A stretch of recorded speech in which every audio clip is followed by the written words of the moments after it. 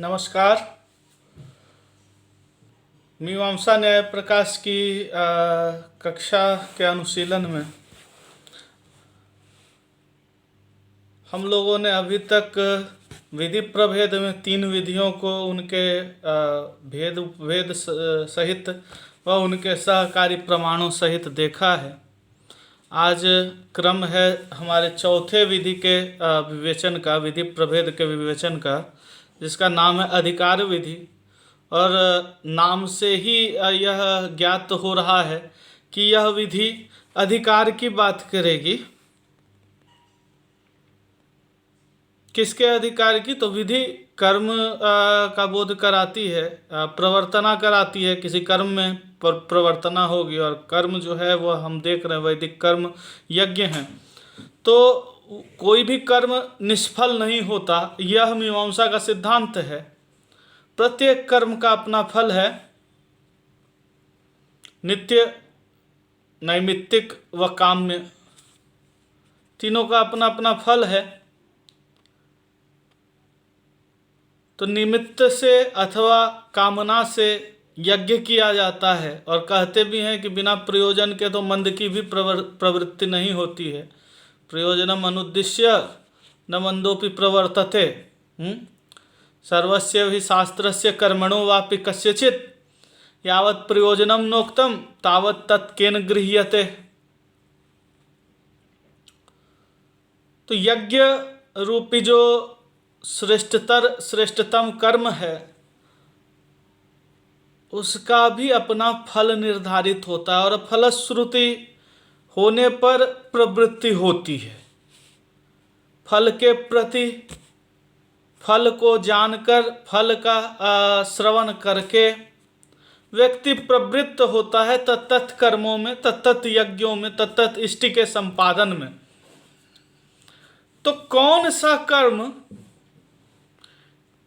किसके लिए क्या फल देगा, कर्म का जो फल है उसका अधिकार किसके प्रति होगा, कौन उस कर्म के फल का अधिकारी होगा?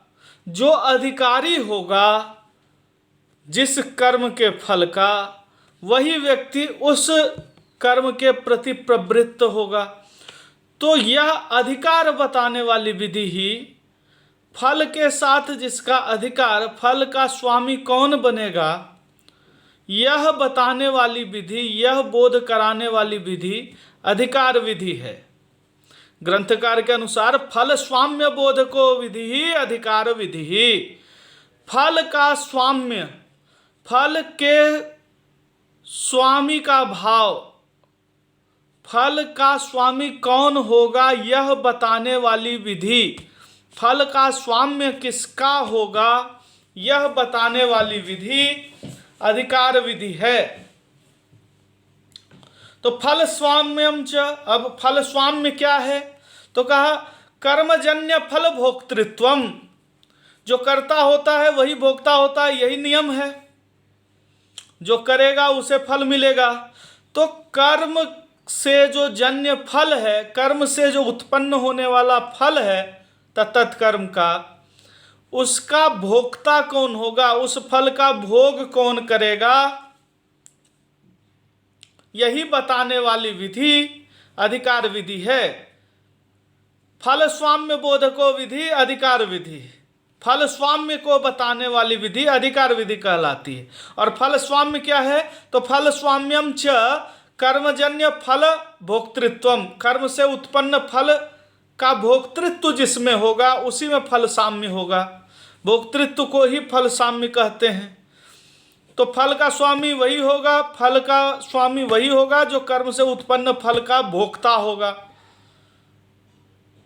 जैसे जो अध्ययन करेगा उसे शास्त्र की उपपत्ति होगी, तो शास्त्र की उपपत्ति, शास्त्र का बोध, शास्त्र बोध रूपी जो फल है, भोग है, इसका स्वाम्य किसे है? अध्येता को। तो यह नियंत्रण हो गया, यह नियत हो गया संबंध कि भोक्ता वही होगा जो करता होगा। और वही भोक्ता कौन होगा, फल का अधिकार किसका होगा, फल का अधिकारी कौन होगा, यह बताने वाली विधि अधिकार विधि है। और यह किस प्रकार से फल स्वाम्य बताती है? तो कहा सच यजेत स्वर्ग कामः इत्येवं रूपः। यजेत स्वर्ग कामः, इस प्रकार का स्वरूप होता है अधिकार विधि का। अब इससे कार्य क्या होता है, फल स्वाम्य कैसे बताती है? तो कहा अनेन ही वाक्येन अनेन ही स्वर्गम उद्देश्य यजेत स्वर्ग कामः। तो स्वर्ग का उद्देश्य करके, स्वर्ग रूपी फल का उद्देश्य करके यागम विदधता, याग का विधान कराते हुए कि स्वर्ग के लिए क्या करना होगा, तो याग करना होगा। यजेत तो विधान किसका हुआ है, याग का विधान हुआ है, क्योंकि शाब्दिक भावना उत्पन्न कैसे होती है, लिंग श्रवण से। तो लिंग श्रवण, लिंग श्रुति किसके साथ है, यज धातु के साथ है, यजेत पद में है। तो यजेत से अपना अर्थ कहाँ संक्रांत हुआ, धातु अर्थ में संक्रांत हुआ। धातु अर्थ समीपस्थ श्रुत में उपसंक्रांत होता है, यह सिद्धांत है। तो यहाँ विधान किसका किया जा रहा है, याग रूपी क्रिया का।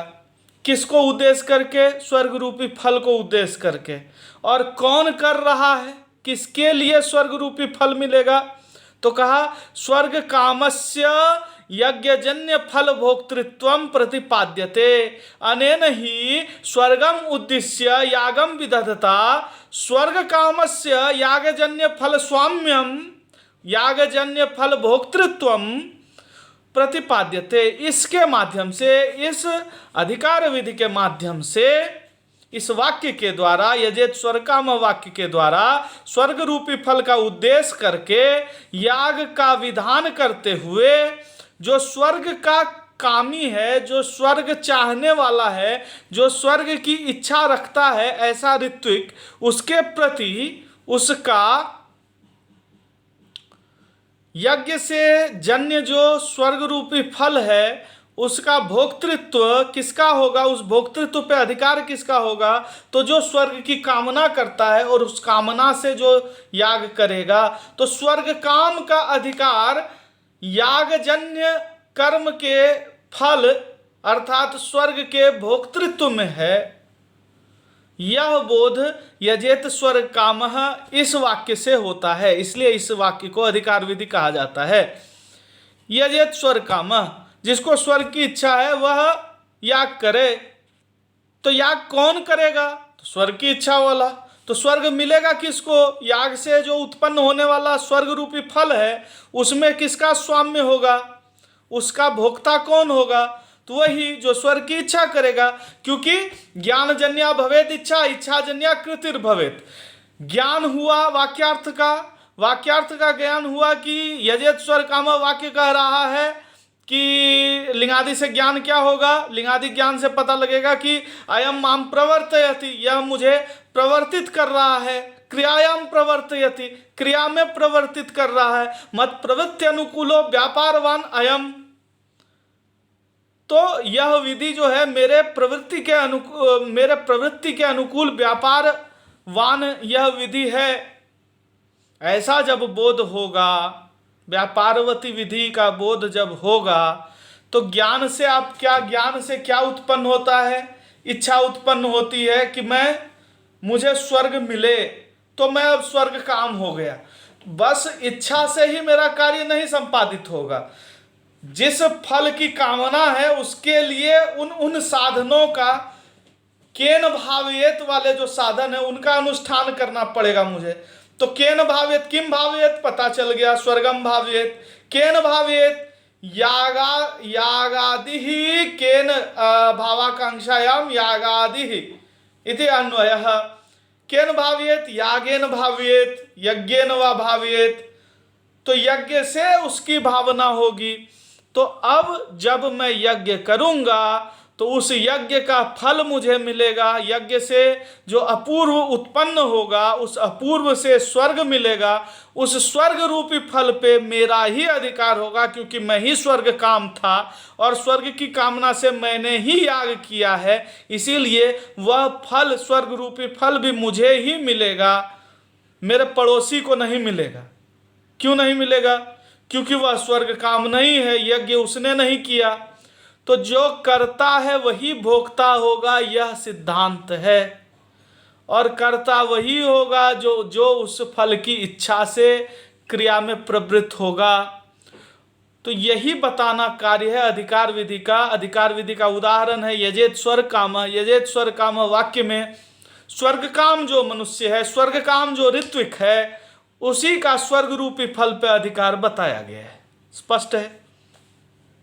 अब इसका उदाहरण करते हैं। अब ये यजेत स्वर्ग काम, यह तो काम्य कर्म है ना, मुझे कामना है तो मैंने यह कर्म किया। अब नैमित्तिक कर्म को देखते हैं जरा, कुछ निमित्त से। तो कहा एक निमित्त है। एक और उदाहरण आया, यस्याहिताग्ने है गृहान, यस्याहिताग्ने है अग्नि गृहान दहेत सो अग्नये क्षामवते पुरोडासमष्ट कपालम निर्वपेत। ये एक वाक्य है। यस्याहिताग्ने है अग्नि गृहान दहेत सो अग्नये क्षामवते पुरोडासम अष्टकपालम पुरोडासम अष्टाकपालम निर्वपेत। तो कहा इस वाक्य का अर्थ यह है कि जिस आहिताग्नि मनुष्य की, आहिताग्नि किसको कहते हैं? जिसने अग्नि का धारण किया है। अग्नि का धारण किया है, अग्नि का हम धारण करते हैं, यह वैदिक क्रिया है। जैसे हम श्रौत अग्नि है, गार्हपत इत्यादि अग्नि है, या वैतान इत्यादि अग्नि है, हम इसका धारण करते हैं, फिर उस अग्नि में अग्निहोत्र इत्यादि याग करते हैं। तो कहा उस अग्नि का धारण जिसने किया है, अग्नि का धारण जिस व्यक्ति ने किया है, जैसे मैंने यदि अग्नि का धारण किया है, अग्नि का धारण विभिन्न कार्यों के संपादन के लिए किया जाता था। पहले माचिस इत्यादि प्राप्त नहीं था, अग्नि मंथन से अग्नि होती थी। वह प्रक्रिया निश्चय ही जटिल प्रक्रिया होती है, और एक सातत्य भी, हर समय अग्नि मंथन करके अग्नि उत्पन्न कराने की पद्धति नहीं थी। तो अग्नि धारण किया जाता था। अग्नि घर में प्रज्वलित होती रहती थी, हर समय रहती थी। गांव में कुछ समय पहले तक यह विधान था, यह प्रचलन था। अग्नि होती थी, प्रत्येक घर में किसी न किसी रूप में अग्नि प्रज्वलित हो रही होती थी। तो अभी भी जो अग्निहोत्री हैं उनके यहाँ अग्नि हर समय रहती है। तो जिसने अग्नि का धारण किया, अब ऐसे मनुष्य का घर अगर अग्नि से जल जाए, अब शॉर्ट सर्किट से जलता है, पहले घर की अग्नि से जल सकता था, और घर भी कच्चे होते थे, फूस इत्यादि का छप्पर होता था। तो घर अगर आहिताग्नि मनुष्य का घर अग्नि के द्वारा जला दिया जाए, तो यह समझा जाता था कि अग्नि से दाह हुआ है किसी मनुष्य के घर का, तो यह उसके पाप के फलस्वरूप हुआ है। उसने कुछ पाप कर्म किए थे कि उसका गृहदाह हुआ फलस्वरूप, या अग्नि उस पर कुपित है, अग्नि देवता का कोप है उस पर, कि अग्नि देवता जो कल्याण संपादित करते हैं, जो पाक इत्यादि क्रिया में निमित्त बनते हैं, जो याग इत्यादि क्रिया में अधिकरण बनते हैं, उन्होंने अगर किसी आहिताग्नि मनुष्य का गृहदाह कर दिया, तो यह समझकर कि अग्नि देवता कुपित हैं, ऐसे क्षामवान, ऐसे दग्ध, ऐसे खिन्न, कुपित अग्नि देवता के प्रति वह व्यक्ति क्या करे? अष्टादश कपाल, अष्ट कपाल का निर्वाप करे। वह व्यक्ति क्या करे? अष्ट कपाल का निर्वाप करे। अष्ट कपाल पुरोडास बनाकर 8 कपालों में पुरोडास बनाकर और उसका निर्वाप करे, निक्षेप करे, वो समर्पित करे। तो वाक्य क्या है? यस्याहिताग्नेः अग्निगृहाण दहेत सो अग्नये क्षामवते पुरोडासम अष्टाकपालम निर्वपेत। अब कहा यह वाक्य जो है यह भी अधिकार वाक्य है। कहा यस्याहिताग्ने है अग्निगृहान दहेत सो अग्नये क्षामवते पुरोडासम अष्टकपालम निर्वपेत इत्यादि भी। तो गृहदाहादो निमित्ते कर्म विदधत भी निमित्तवतः कर्मजन्य पापक्षय रूप फल स्वाम्यम प्रतिपाद्यते। कहा ऐसे वाक्य में निमित्त नैमित्तिक पापक्षय रूपी फल पे किसका स्वाम्य बताया जाएगा? तो कहा इसमें 2 हेतु हो जाएंगे अधिकार को बताने वाले कि कौन करे अग्नि के लिए अष्टकपाल पुरोडास का निर्वाप कौन करेगा, अष्टकपाल पुरोडास का निक्षेप कौन करेगा अग्नि को, अग्नि के प्रति। तो कहा वह व्यक्ति क्यों करेगा? तो पापक्षय के लिए करेगा, प्रायश्चित पूर्वक पापक्षय, पाप मेरा खत्म हो जाए इसके लिए हम अग्नि देवता को प्रसन्न करेंगे। तो कैसे प्रसन्न करेंगे? अष्टकपाल पुरोडास का निर्वाप करके करेंगे। ठीक है, कौन करेगा? प्रत्येक व्यक्ति नहीं करेगा। हम और आप अगर बैठे हुए हमारे घर में अग्नि नहीं है, आग से हमारा घर नहीं जला है, तो हमें अग्नि देवता के लिए अष्टकपाल पुरोडास का निर्वाप करना अपेक्षित नहीं है, निमित्त ही नहीं है हमारा। निमित्त किसका बनता है इस निक्षेप में? तो उस निमित्त के 2 हेतु हैं। एक तो पहला कहा यस्य आहिताग्ने है, कहा वह व्यक्ति जिसने अग्नि का ग्रहण किया है, जो आहिताग्नि है वही यह निर्वाप रूपी क्रिया कर सकता है।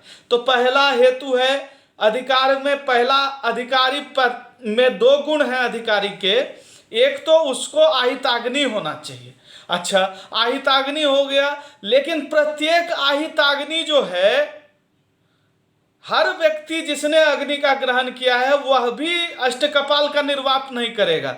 ऐसा ही आहिताग्नि व्यक्ति अष्टकपाल का निर्वाप करेगा जिसके घर को अग्नि ने जला दिया है, जिसका गृहदाह हुआ है। ऐसे आहिताग्नि व्यक्ति का ही अधिकार है उस निर्वाप रूपी कर्म से जन्य पापक्षय रूपी फल के स्वाम्य में। पापक्षय रूपी फल का अधिकारी निर्वाप क्रिया के माध्यम से वही व्यक्ति होगा जिसका गृह जला हो और जो आहिताग्नि हो, जिसने अग्नि का आधान किया हो। तो अब हर वह व्यक्ति जो आहिताग्नि है वह निर्वाप नहीं करेगा।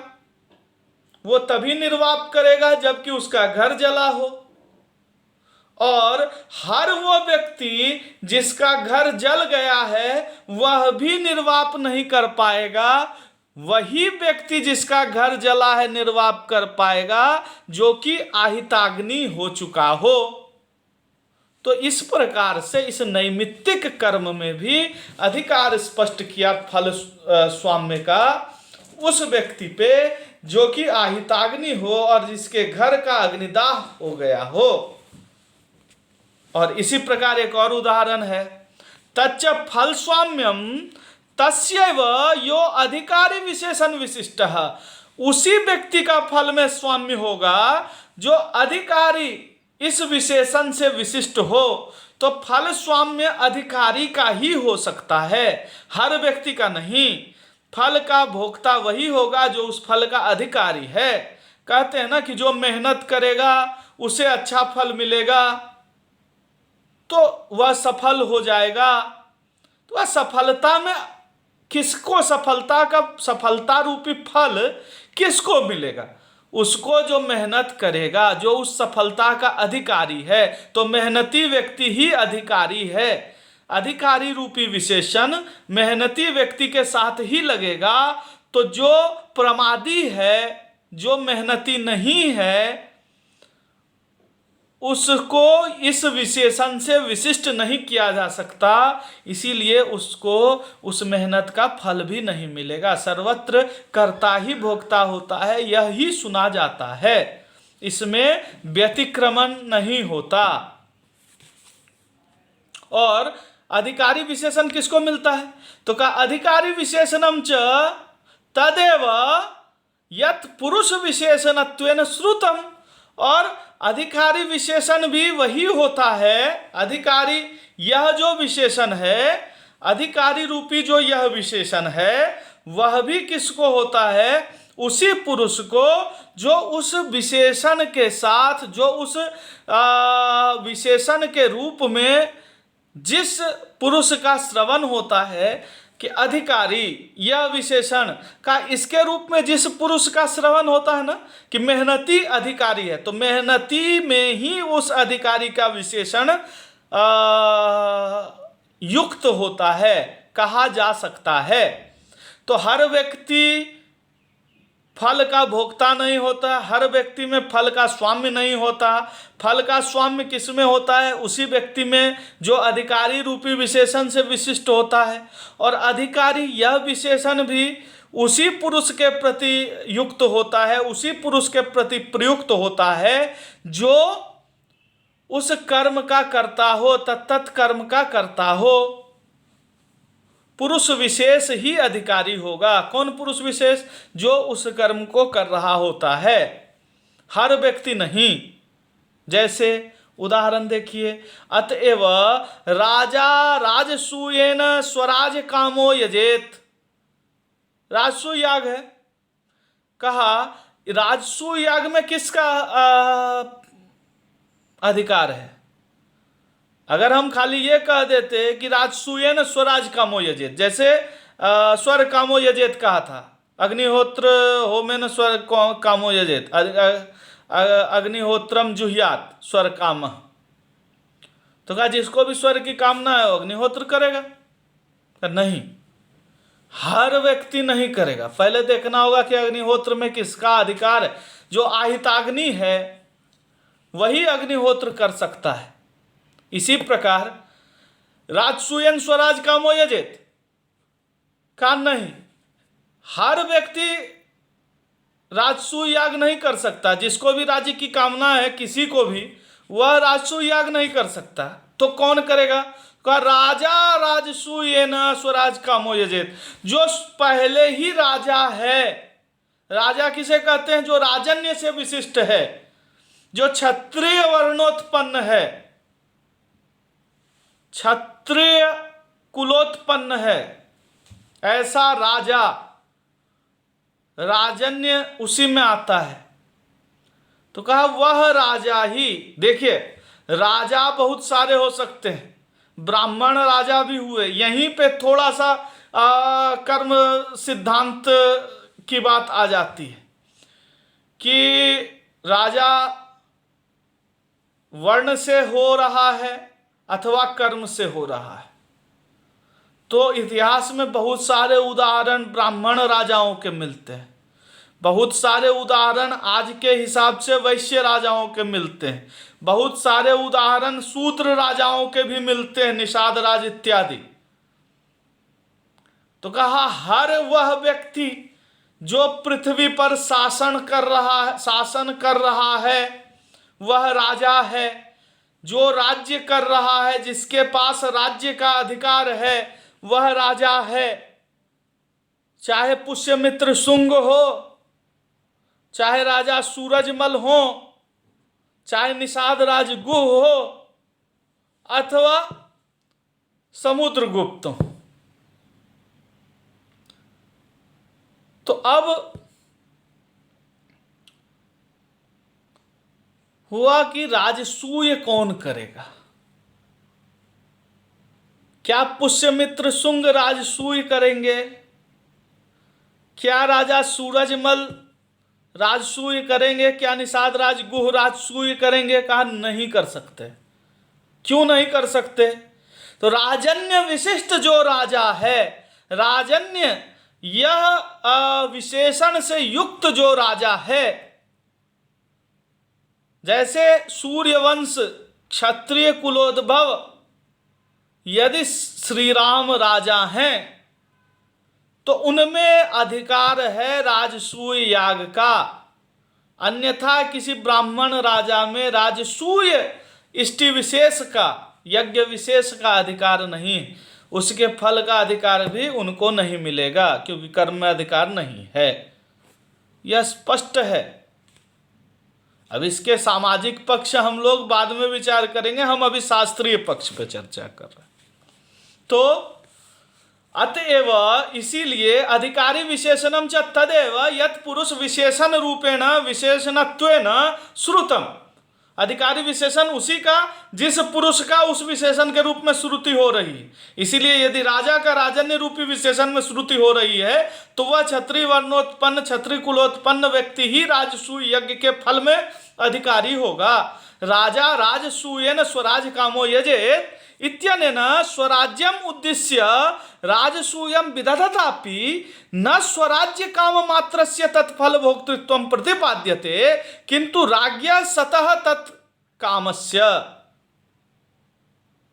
कहा इस वाक्य से स्वराज्य रूपी फल का उद्देश्य करके राजसूय रूपी यज्ञ का विधान करने के बाद भी इस विधि के द्वारा केवल वह व्यक्ति ही, हर वह व्यक्ति जो है वह जो कि राज्य का कामना करे, न स्वराज काम मात्र से, केवल यह योग्यता नहीं है कि उसको राज्य की कामना हो जाए जो यज्ञ करने वाले पुरुष हैं उसको, अपितु किसमें फल भोक्तृत्व का प्रतिपादन हो रहा है। तो कहा राजा होते हुए यदि वह स्वराज कामना से याग करेगा राजसूय, तभी उसको उसका फल मिलेगा चक्रवर्तित्व। तो कहा राजसूय का जो फल है चक्रवर्तित्व इत्यादि रूप, वह हर एक व्यक्ति जो अपने राज्य की कामना करे उसको वह फल नहीं मिल जाएगा, अपितु उसी व्यक्ति को, उसी स्वराज्य काम व्यक्ति को फल मिलेगा जो राजन्य रूपी विशेषण से विशिष्ट हो। राजा होते हुए, क्षत्रिय होते हुए जो राज्य की कामना से यज्ञ का संपादन करेगा उसी को उसका फल मिलेगा। इसी में अब आगे कहते हैं किंचित्तु पुरुष विशेषणत्वेन अश्रुतम अपि अधिकारी विशेषणम भवति। का हर समय पुरुष जो विशेषण के रूप में सुना जाए, जिस पुरुष का श्रवण किया जाए अधिकारी रूप में, तभी वह अधिकार उसमें आपन्न होगा, उसमें ग्रहित होगा। हर जगह यही सिद्धांत नहीं है। कहीं कहीं तो यदि पुरुष का श्रवण अधिकारी के रूप में नहीं भी हुआ है, श्रवण नहीं हुआ है, तो भी हम आक्षेप से अधिकार का बोध कर लेते हैं। कैसे? आक्षेप से अर्थात कल्पना से। हम उसके पूर्व भाव की कल्पना कर लेते हैं, उसके गुण आदि की कल्पना कर लेते हैं आक्षेप से अधिकारी के गुण की। कैसे करते हैं? उदाहरण से देखेंगे। का हर जगह विशेषण की श्रुति नहीं होती, हर जगह विशेषण अधिकारी का विशेषण रूप में श्रुति होना हर जगह संभव नहीं दिखता, हर जगह प्राप्त नहीं होता। फिर भी कुछ विषयों का, कुछ गुणों का, अधिकारी के कुछ विशेषणों का हमें आक्षेप करना पड़ता है, उसकी कल्पना करनी पड़ती, क्योंकि उसके बिना वह उस क्रिया में प्रवृत्त होने का सामर्थ्य ही उसे नहीं हो पाएगा। उदाहरण से देखते हैं। किंचित्तु पुरुष विशेषणत्वेन अश्रुतमपि अधिकारी विशेषणम भवति। कहा विशेषण से, विशेषण के साथ श्रवण न होने पे भी वह पुरुष अधिकारी विशेषण रूप होता है। अधिकारी कहीं कहीं कुछ स्थलों पर विशेषण के रूप में नहीं भी सुना अगर गया है तो भी पदार्थ जो है वह अधिकारी का विशेषणभूत होता है। ऐसे पदार्थ भी अधिकारी का विशेषण बनते हैं जो वाक्य में श्रुत ना हो। जैसे यहाँ तो वाक्य में कह दिया गया था राजा राजसूयेन स्वराज्य कामो यजेत, कहा राजा रूपी पद विशेषण है, पदार्थ ही विशेषण रूप में सुना गया है, तो पुरुष का पदार्थ के रूप में विशेषण वहाँ पर सुना गया। कहा कहीं कहीं यदि नहीं भी सुना जाए विशेषण के रूप में तो भी ऐसा पदार्थ अधिकारी का विशेषण रूप माना जाता है, उसका आक्षेप कर लिया जाता है। यद्यपि उसका श्रवण वाक्य में ना हो तथापि उसका आक्षेप तो कर लिया जाता है। जैसे उदाहरण क्या दिया, अध्ययन विधि सिद्धा विद्या अग्नि साध्येषु च कर्मसु आधान सिद्धा अग्निमत्ता सामर्थ्यम च। कहा अध्ययन सिद्धा विद्या, का अध्ययन से विद्या अर्जित होती है, अध्ययन से विद्या प्राप्त होती है। एक विधि है स्वाध्यायो अध्येतव्य, स्व स्व शाखासु अध्येतव्य, अपने शाखा में अध्ययन करना चाहिए। का अध्ययन विधि सिद्धा विद्या, तीन यहाँ उदाहरण दिए गए हैं, तीन स्थल उदाहरण के रूप में दिखाए गए हैं जहाँ विशेषण के रूप में पदार्थ जो है वह श्रुत नहीं है, तथापि उस पदार्थ का विशेषण के रूप में ग्रहण किया जाता है, विशेषण के रूप में उसे मानना पड़ेगा। जैसे कहा अध्ययन विधि सिद्धा विद्या, कहा विद्या जो है वह विशेषण के रूप में प्रयुक्त नहीं है, कहीं भी यह नहीं कहा गया कि विद्वान होना चाहिए। जैसे कहा अध्ययन विधि सिद्धा विद्या, कहाँ तो कहा उत्तर क्रतु में, तो कहा उत्तर क्रतु होता क्या है, उत्तर क्रतु वह विधि है जहाँ अग्न्याधान पहले हो चुका है, अग्नि प्रज्वलित कर दी जा चुकी है, इसके बाद जो दर्श पूर्णमास इत्यादि होम किए जाते, याग किए जाते हैं, ये उत्तर क्रतु कहते हैं। अग्नि उत्पन्न होने के बाद जो हम क्रियाएं करते हैं यह उत्तर क्रतु है। तो कहा कि अध्ययन विधि सिद्धा विद्या, यहाँ पर जो दर्श पूर्णमास इत्यादि जो याग का विधान करते हैं वहां तो यही कहा जाता है दर्श पूर्णमासाभ्याम स्वर्ग कामो यजेत, जिसको स्वर्ग की कामना है वो दर्श पूर्णमास से याग करे, दर्श पूर्णमास याग द्वारा होम करे, होम करके और स्वर्ग प्राप्त करे दर्श पूर्णमास या होम द्वारा, याग द्वारा। तो कहा यहाँ किसी भी वाक्य में यह तो नहीं कहा गया है कि कोई व्यक्ति जिसे दर्श पूर्णमास होम के विधि का, दर्श पूर्णमास याग के स्वरूप का, उसके द्रव्य इत्यादि का, मतलब उसकी समस्त प्रक्रिया का ज्ञान हो, वह होम करेगा तो उसे स्वर्ग प्राप्त होगा। का यह कहीं भी वाक्य में सुना नहीं जाता है कि जिसको दर्श पूर्णमास याग का ज्ञान होगा वही वह कर पाएगा, या जिसको तत्त विधि वाक्यों का ज्ञान होगा वही उन वाक्यों का प्रयोग जो है वह उन क्रियाओं में कर पाएगा, याग इत्यादि में कर पाएगा। वैसे यह तो पहले ही हमने देखा है कि प्रकरण जो अनपेक्ष प्रकरण क्या था, अनपेक्ष में हमने देखा है कि वाक्य में कि बुद्धि जो है वह उसके बिना आप क्रिया नहीं कर सकते, मतलब जिसे वाक्यार्थ का ज्ञान नहीं है उन वाक्यों से वह इष्टि में प्रयोग नहीं कर सकता, वह अनुष्ठान नहीं कर सकता। वैदिक वाक्य का अर्थबोध होना अनुष्ठान के लिए पूर्व पीठिका या पूर्व शर्त है। बिना ज्ञान के आप अनुष्ठान कर ही नहीं सकते कि किस यज्ञ, किस मंत्र का किस इष्टि में विनियोग होगा, यह उसी व्यक्ति को पता होगा जिसने उन वाक्यों का ज्ञान किया, जिसे उन वाक्यों का अर्थबोध है। वेद वाक्य का अर्थबोध हेतु है क्रियाओं के अनुष्ठान में, तो बिना ज्ञान के आप अनुष्ठान कर नहीं सकते। लेकिन कहीं भी यह श्रवण नहीं होता कि जो स्वर्ग काम है वह ज्ञान प्राप्त करके तब तब क्रिया करेगा, तभी उसे स्वर्ग मिलेगा। यद्यपि ज्ञानी रूप में पुरुष का पदार्थ से श्रुति नहीं हुई है, कहीं भी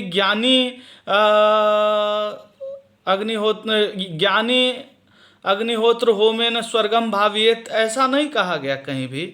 बस यही कहा कि यजेत स्वर्ग काम, यजेत स्वर्ग काम, ज्ञानी तो कहीं नहीं कहा गया। दर्श पूर्ण मासाभ्याम स्वर्ग कामो यजेत, ऐसा तो नहीं कहा गया कि दर्श पूर्ण मासाभ्याम ज्ञानी स्वर्ग कामो यजेत। तो कहा यद्यपि ज्ञानी वहां कहा नहीं गया है विशेषण रूप में, तथापि बिना ज्ञान के याग की क्रिया संपन्न ही नहीं हो सकती। इसीलिए विद्या जो है वह अध्ययन विधि सिद्धा होती है, स्वाध्यायो अध्येतव्य इत्यादि विधि से विद्या सिद्ध होती है। और विद्यावान ही जो व्यक्ति है वह यज्ञ कर सकता है। इस प्रकार यह अधिकार पदार्थ से आक्षिप्त हो जाता है विशेषण रूप में। तो बिना विद्या के अनुष्ठान नहीं कर सकते। विद्या स्वाध्यायो अध्येतव्य इत्यादि विधि के द्वारा विद्या का विधान किया गया है। तो इसलिए अध्ययन विधि सिद्धा विद्या यह भी एक हेतु है। वही व्यक्ति दर्श पूर्णमास इत्यादि याग में प्रवृत्त हो सकता है जिसमें अध्ययन विधि सिद्धा विद्या हो, जिसने अध्ययन विधि है स्वाध्यायो अध्येतव्य, इसे अध्ययन विधि कहा जाता है कि अपने शाखा में अध्ययन करें। यद्यपि प्रभाकर मीमांसा में इसे अध्यापन विधि कहा गया है, लेकिन चूंकि प्रकृत ग्रंथ जो है मीमांसा न्याय प्रकाश ये भाट सिद्धांत से है, तो यहाँ अध्ययन विधि है। तो कहा अध्ययन विधि जो है स्वाध्यायो अध्येतव्य, इससे जिसमें विद्या की सिद्धि हो चुकी है, जिसे वाक्यार्थ बोध वेदार्थ बोध हो चुका है, वही प्रवृत्त हो पाएगा स्वर्ग की कामना से तत्त यागों में, फल की कामना से तत्त यागों में।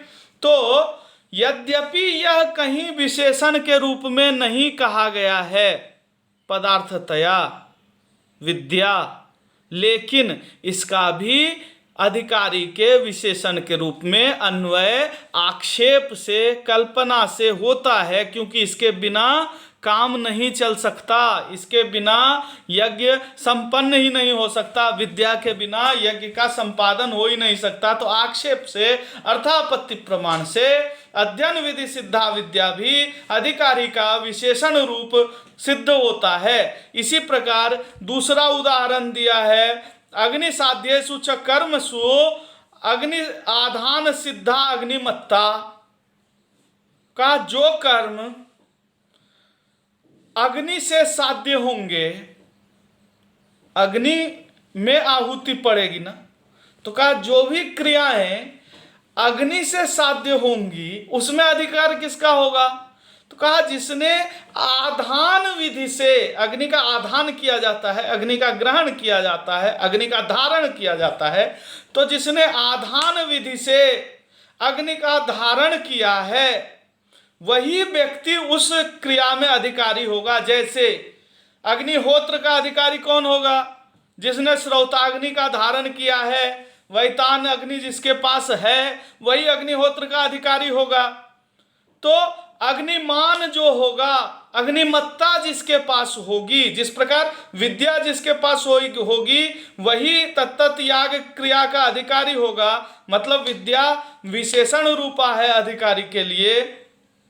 इसी प्रकार अग्निमत्ता अधिकारी का विशेषण रूप है। अग्निमान ही विद्वान और अग्निमान का विद्वान व्यक्ति ही तत्त क्रियाओं में प्रवृत्त होगा। इसी प्रकार जो क्रियाएं अग्नि साध्य होंगी, अग्नि में जिस याग में अग्नि की आवश्यकता होगी, उस याग में अधिकारी कौन होगा, उस याग के फल का ग्रहण, उस याग के फल का स्वामी कौन बन पाएगा, वही व्यक्ति बन पाएगा जिसने आधान विधि से अग्नि का ग्रहण किया हो, अग्नि का धारण किया हो। और इसी प्रकार तीसरा एक हेतु है जिसका श्रवण नहीं होता विशेषण के रूप में, लेकिन बिना उसके कार्य हो नहीं सकता, वह है सामर्थ्य। सामर्थ्य का सामर्थ्य का अभिप्राय आप सभी जान रहे हैं, शक्ति जिसमें हो, समर्थ होने का भाव ही सामर्थ्य है। तो सामर्थ्य कैसे? का ब्रीहीन अवहंति, ब्रीहीन प्रोक्षति का इत्यादि क्रियाओं में प्रोक्षण से अपूर्व उत्पन्न जो होगा, कहा ये कहाँ है? तो कहा पुरोडास बनता है ब्रीहि से, और बिना प्रोक्षित ब्रीहि के, बिना अवघात की हुई ब्रीहि के अगर पुरोडास बनाएंगे तो अपूर्व उत्पन्न नहीं होगा। तो कहा अब जिस ब्रीहि से पुरोडास बना, ब्रीहि की प्रकृति तया पुरोडास बनाया और उससे याग किया गया तो फल मिला। तो जहां पे ब्रीहीन प्रोक्षति है, प्रोक्षण में सामर्थ्य जो है, प्रोक्षण में अधिकार जो है, वह तो वहां सामर्थ्य की कहीं, वहां शक्ति की कहीं चर्चा नहीं की गई है। लेकिन बिना सामर्थ्य के अवघात हो ही नहीं सकता। यदि हाथ में इतनी शक्ति ही ना हो कि वह अवघात कर पाए ब्रीहि का तुष्विमोख करने के लिए, छिलका हटाने के लिए, अवघात करने का सामर्थ्य ही अगर हाथ में ना हो, या व्यक्ति में प्रोक्षण करने का सामर्थ्य ही ना हो, तो क्या वह क्रिया हो पाएगी? नहीं हो पाएगी। बिना प्रोक्षण किए हुए ब्रीहि से अपूर्व रूपी फल उत्पन्न नहीं हो पाएगा। तो सामर्थ्य भी हेतु है, सामर्थ्य भी विशेषण रूप है। यद्यपि यह सुना नहीं जाता तो भी जो है यह विशेषण माना जाता है। तो तीन विशेषण हमने देखे, यद्यपि वह तत्त स्थलों पर नहीं सुना जाता।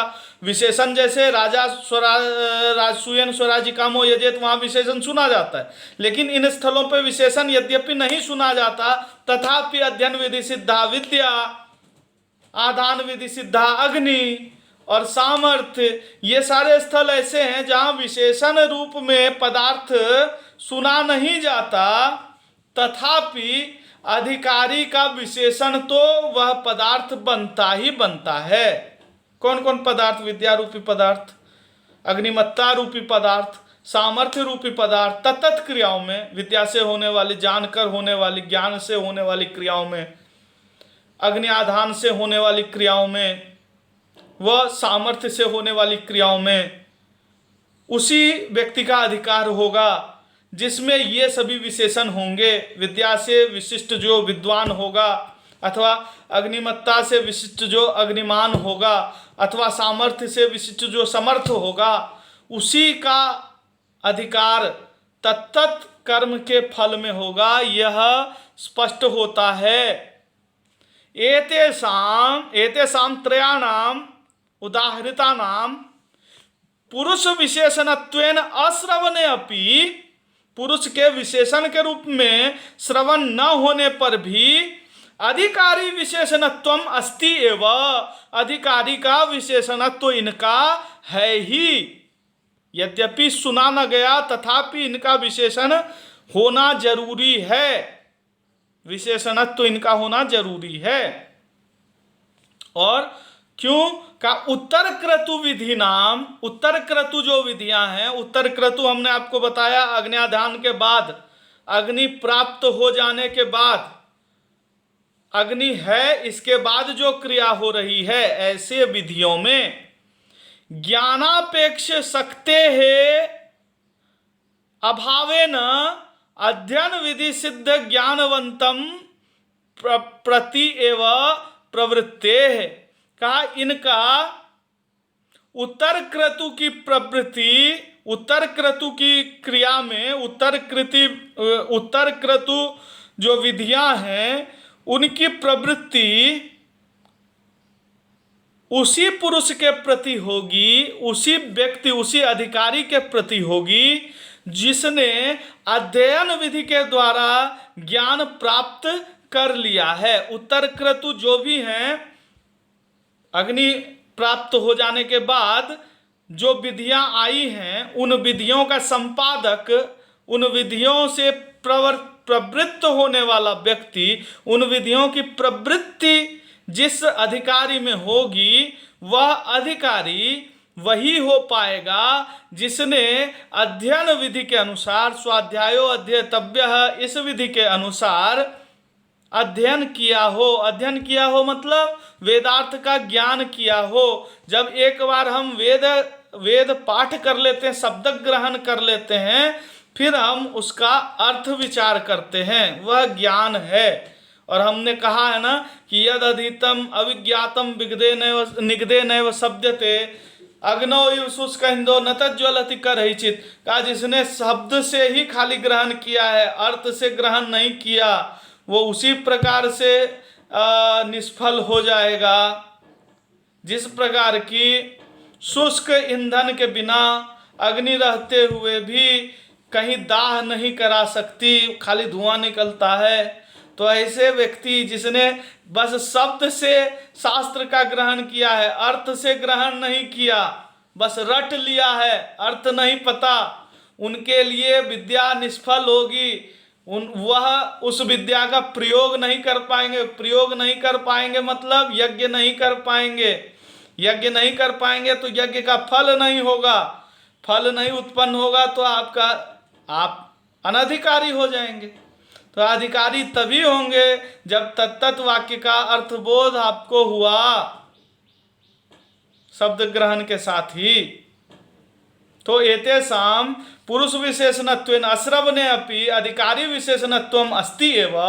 उत्तर क्रतु विधि नाम अग्नि आधान से बाद उत्तर क्रतु जो विधि है वहाँ ज्ञानापेक्ष शक्ते है अभावेन अध्ययन विधि सिद्ध ज्ञानवंतम प्रत्येव प्रवृत्ते है। और अग्नि साध्य कर्म नाम च, अग्नि साध्य जो कर्म है, अग्नि से होने वाले जो कर्म हैं उनका अग्न्यपेक्षत्वेन तत्विधिनाम आधान सिद्ध अग्निमंतम प्रत्येव प्रवृत्ते है। और उन विधियों का जो अग्नि साध्य विधि है वह किसके, उसमें कौन प्रवृत्त हो पाएगा? तो कहा जो व्यक्ति आधान, जिसने अग्नि का करके आधान सिद्ध जिसके पास अग्नि है वही व्यक्ति अग्नि साध्य क्रियाओं में प्रवृत्त हो पाएगा। यदि अग्नि ही ना हो तो आप अग्नि साध्य क्रियाओं में प्रवृत्ति ही ना हो पाएंगे, प्रवृत्ति ही ना हो पाएगी। आप कहाँ से करेंगे? तो खाना तभी तो पका पाएंगे जब आपके पास अनाज हो। तो जिसके पास अग्नि ही नहीं है वो अग्नि में पाक कहाँ से करेगा? जिसके पास सिलेंडर, जिसके पास ईंधन ना हो, अग्नि ना हो, सिलेंडर ना हो, अनाज उसके पास रखा हुआ है तो भी क्या पाक क्रिया हो पाएगी? नहीं हो पाएगी। पाक क्रिया अग्नि संयोग के बिना होती नहीं। तो आधान विधि से जिसने अग्नि का ग्रहण किया है, धारण किया है, उसी की प्रवृत्ति हो पाएगी, वही अधिकारी हो पाएगा अग्नि सिद्धा, अग्नि साध्य जो कर्म है उनमें। तो यह भेद बताया, यह उदाहरण बताया गया। अब इसी उदाहरण से आगे चर्चा करते हैं कि स्त्रियों का अधिकार है कि नहीं, शूद्रों का अधिकार है नहीं है कि नहीं है, इत्यादि चर्चा करने के पश्चात यह पूर्व भाग है समस्त ग्रंथ का। कहा सामर्थ्यस्य अपि अधिकारी विशेषणत्वम, सामर्थ्य का भी अधिकारी में विशेषण रूप में ग्रहण होता है। असमर्थम प्रति विधि अप्रवृत्ते, विद्या प्रवृत्ते है। असमर्थ व्यक्ति भी विधि में प्रवृत्त नहीं हो पाता। जैसे आपके पैर में बिल्कुल ही सामर्थ्य ना हो तो चलन क्रिया के प्रति आप प्रवृत्त नहीं हो पाएंगे। भाई हमसे उठा भी नहीं जा रहा, मेरे पैर ही नहीं काम कर रहे, मैं नहीं चल पाऊंगा। इसी प्रकार प्रोक्षण की क्रिया में समर्थ जिसका हस्त उत्तोलन और अधःपतन हो रहा है वही तो प्रोक्षण या अवघात इत्यादि विधियों में प्रवृत्त होगा। इसीलिए कहा आख्याता नाम अर्थब्रुवताम शक्ति सहकारिणी इति न्यायात, का एक न्याय भी है कि आख्यातों का आख्यात क्या है? अर्थ का ख्यापन कराने वाला। तो अर्थ का ज्ञान कराने वाला, अर्थ का बोध कराने वाला, ख्यापन कराने वाला आख्यात जो है उसकी सहकारिणी होती है शक्ति। बिना शक्ति के आख्यातों का अर्थ, आख्यातों के माध्यम से अर्थ का ख्यापन नहीं हो सकता। यह एक सिद्धांत है। आख्यातानाम अर्थम ब्रुवताम शक्ति ही सहकारिणी का आख्यातों का अर्थ बताने में शक्ति जो है वह सहायिका होती है। इस न्याय से सामर्थ्य तो आवश्यक है। जैसे किसी के हाथ ना हो, वो प्रोक्षण नहीं कर पाएगा। किसी के पैर ना हो, सामर्थ्य नहीं है, या हाथ है भी तो समर्थ नहीं है, प्रोक्षण नहीं हो पाएगा। पैर हैं तो भी समर्थ नहीं है, अभिकरण नहीं कर पाएगा, अभिक्रमण नहीं होगा उससे। इसी प्रकार से अन्य अन्य क्रियाओं में असमर्थ की प्रवृत्ति नहीं हो सकती। तच्च सामर्थ्यम काम्य कर्मणि अंग प्रधान विषयम नहीं अंग समर्थ प्रधान मात्र समर्थश्च काम्य कर्मणि अधिकारी इत्यादि विधि से कहा। अन्य अन्य स्थलों पे इसी प्रकार सामर्थ्य भी अधिकारी का विशेषण रूप होता है। तो तीन चीज हमने देखा। विद्या कहाँ? तो कहा जहाँ पे वाक्यार्थ बोध पूर्वक कर्म अनुष्ठान करना हो वहाँ विद्या पहले होना चाहिए अधिकारी के विशेषण के रूप में। फिर कहा अग्निसाध्य जो कर्म हैं उनमें अग्निधारण जो है वह अधिकारी का विशेषण रूप है। जिसने धारण विधि द्वारा अग्निमान जो है वही अधिकारी बनेगा, विद्वान, अग्निमान। और तीसरा है समर्थ, सामर्थ्य जिसमें हो, शक्ति जिसमें हो। अशक्त व्यक्ति अधिकारी नहीं होता। तो कहा तदेवं तत्सिद्धम फल स्वाम्य बोधको विधि ही अधिकार विधि। इस प्रकार से सिद्ध होता है कि फल का स्वाम्य बोधन कराने वाली, फल के स्वाम्य का बोध कराने वाली विधि को अधिकार विधि कहा जाता है। और इस प्रकार से यहाँ पर पूर्व भाग खत्म करते हुए ग्रंथकार कहते हैं तदेवं निरूपितम चतुर्विध भेद निरूपणेन विधेः प्रयोजनवत् अर्थ पर्यवसानम। तो कहा इस प्रकार से चतुर्विध भेद निरूपण करके विधि का चार भेद बताते हुए, कौन कौन? उत्पत्ति विधि, विनियोग विधि, प्रयोग विधि और अधिकार विधि का, इनका निरूपण करते हुए हमने क्या किया? तो कहा प्रयोजनवत् अर्थ पर्यवसानम विधेः निरूपितम। तो कहा विधि का प्रयोजनवान अर्थ में, अर्थात विधि प्रयोजनवान जो अर्थ है फल रूप, स्वर्ग आदि रूप, तो कहा प्रयोजनवान अर्थ में विधि क्या करती है? पर्यवसित हो जाती है, संपन्न हो जाती है, उस फल को प्रदान कराती है। यह स्पष्ट होता है। यहाँ क्रम देखिए, पहले तो कर्म का स्वरूप बताया, फिर कर्म के अंग बताए, फिर अंग और प्रधान का अविलंब बताया, और फिर उस फल में किसकी प्रवृत्ति होगी अधिकारी बताया। तो इस प्रकार से चार भेदों के माध्यम से कर्म से लेके फल तक का बोध विधि कराती हुई पर्यवसित हो जाती है, स्थिर हो जाती है। और यह ज्ञान होता है कि क्रिया के माध्यम से, यज्ञ के माध्यम से, धर्म के माध्यम से, याग के माध्यम से फल की भावना करनी चाहिए, फल के लिए क्रिया करनी चाहिए। यह प्रवृत्ति ही विधि का लक्ष्य है, यह प्रवर्तना ही विधि का लक्ष्य है। तो इस प्रकार से यह विधि अपना कार्य संपादित करती है। तो चार प्रभेदों के निरूपण द्वारा विधि जो है प्रयोजनवान अर्थ में पर्यवसित हो जाती है, ऐसा निरूपण इस विधि प्रभेद में किया गया, उत्तर भाग में किया गया। यहाँ से फिर पूर्व भाग के बाद उत्तर भाग आता है। यह पूर्व भाग है। अब पूर्व भाग में यह निरूपण किया गया विधि प्रभेद का। अब उत्तर भाग में मंत्र, नामधेय, निषेध और अर्थवाद का बोध होता है, अर्थवाद और निषेध का। अब हम अगली कक्षा में विधि के प्रसंगतः मंत्र क्रम में जो आया हुआ है 3 और भेद देख लेंगे। 3 वर्गीकरण और है। पहला जो है वह 3 वर्गीकरण वह कार्य के आधार पे था, नहीं, वह स्वरूप के आधार पे वर्गीकरण था। जहां हमने प्रधान विधि देखी थी, प्रधान विधि, अंग विधि और विशिष्ट विधि, यह स्वरूप के आधार पे वर्गीकरण था। फिर यह 4 वर्गीकरण जो किया गया, उत्पत्ति विधि, विनियोग विधि, प्रयोग विधि और अधिकार विधि, यह कार्य के आधार पे था। विधि के उधर तो नाम के आधार पे, इधर काम के आधार पे। अब 3 जो है वह प्रयुक्ति के आधार पर होगा, प्रयोग कराने के आधार पे होगा।